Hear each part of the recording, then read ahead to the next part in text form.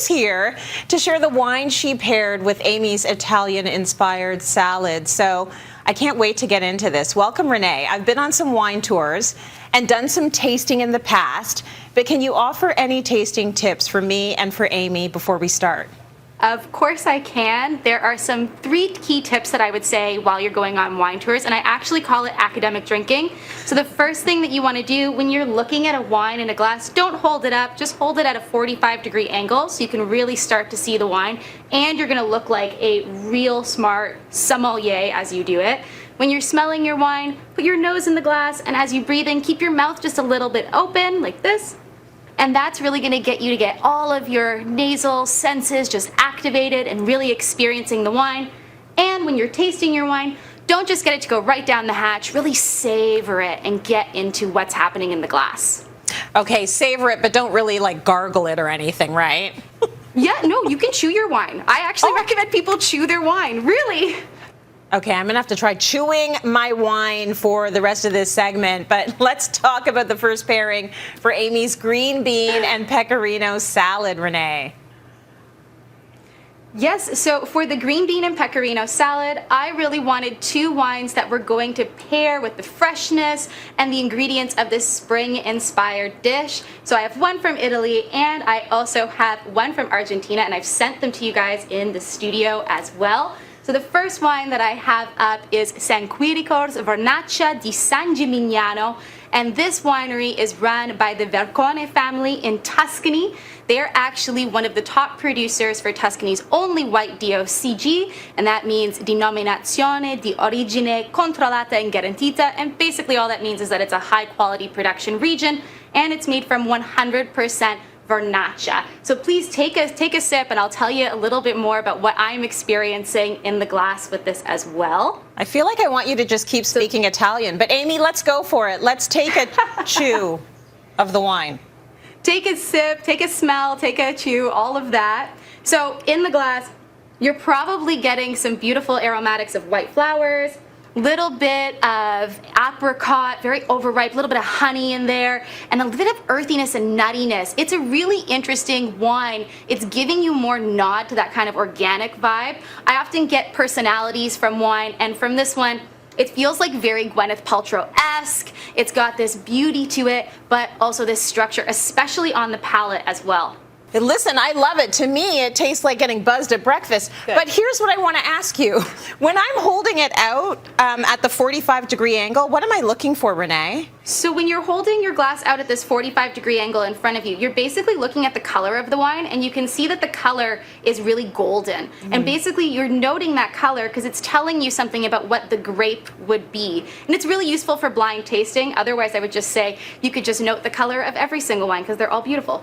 They are beautiful. Okay, can you tell us about another wine pairing that you have for this recipe? Yeah, so the next wine that I've picked up for the pairing is the Quiros, and this is by Susanna Balbo. It is an amazing wine. Susanna Balbo is the first female winemaker in Argentina, so this wine is really going to pair well with this. Give it a taste, give it a smell, and I'll tell you a bit more about the wine as well. Oh, this one is delicious for me. It's right up my alley. Yeah, what do you think, Amy? Turkey. I really like the other one, but this is like next level. It's very robust. Like there's a lot of flavor in this one, and I like that there's a little tinge of sweetness. So tell us a bit about it.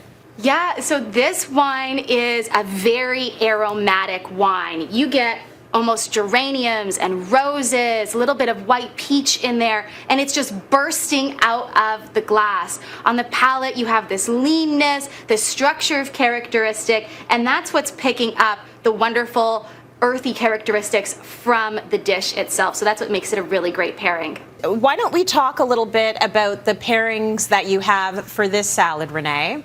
Yeah, so for Amy's really delicious looking salad, this is probably the one that shines to me the most, with the pear, the celery, the toasted walnuts, and the gorgonzola. I have 2 wines here as well, which I've sent to you both in the studios, one of which is a sparkling red, and the other is a South of France Rosé. I'm very excited for the sparkling red because I have never tried a sparkling red before. Yeah, so the sparkling red, we're going to kick off with that. This is the Ca di Medici Remigio Cento Lambrusco Gasparosa. So that's the grape varietal that's being used in this wine. It's made from the Emilia-Romagna province, and Lambrusco is also the grape, and it's the style of production as well. So give a taste to this wine and let me know what you think. I'll tell you a bit more about it too. Oh, it's a lot lighter than I thought it would be, Renee. What do you think, Yeah. Amy? Yeah, when you pour it, you think it might be loganberry juice, and then it's like delicious and dry and not too sweet. It's a really delicious wine, and it's a super classic production of Lambrusco too. You get those strawberry aromatics, a little bit of like cooked rhubarb in there, some cream and violets. And on the palate, there is just that soft tinge of off-dry characteristic that's going to pick up with the Gorgonzola cheese. This is the most important thing to keep track of with this salad, because Gorgonzola can be quite intense, and Lambrusco has a way of kind of quelling that flavor and making it just sing across the palate with the wine. And that actually makes your last pick make a lot of sense as well. It is a beautiful wine. It's Gerard Bertin's Côte de Rose. It's a blend of Grenache, Syrah, and Cinsault. And when you are pairing with a Gorgonzola cheese, they do well with having some fruit note and some just overall berry characteristics within the wine. And that's what you're getting with this Languedoc production. So I have to say, having tasted both wines with the cheese, I feel like the first wine is, for me, a better pairing. Wish we could do this every day on Cityline. Thank you so much, Amy, for the beautiful feast. We're putting these recipes on our website. And of course, Renee, for the incredible pairings, the wine pairings. This has been a dream picnic.